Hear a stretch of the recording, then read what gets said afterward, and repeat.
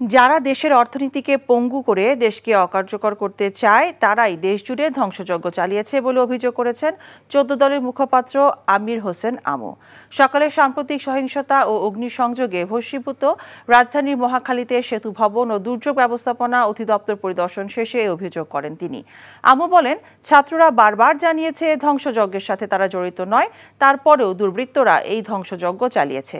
সন্ত্রাসী বাহিনী পুড়ে যাওয়া ভবনগুলোতে তাদের নমুনা রেখে গেছে বলেও মন্তব্য করেন আমির হোসেন আমু।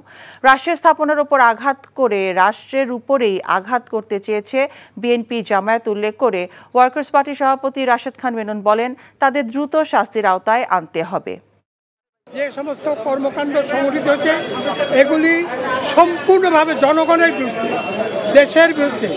এদেরকে দেশদ্রোহিতার চার্জে আনা উচিত এবং এই তাদের সমস্ত কর্মকাণ্ডের কুফল ভোগ করবে জনগণ। জনগণ প্রতিটি মুহূর্তে বিভিন্ন রকম দুর্দশাগ্রস্ত হবে, বিভিন্ন রকমভাবে অসুবিধার সম্মুখীন হবে এবং এই অবস্থাটাই আজকে এই সন্ত্রাসীরা সৃষ্টি করেছে, যারা স্বাধীনতার শত্রু, যারা এই দেশের শত্রু।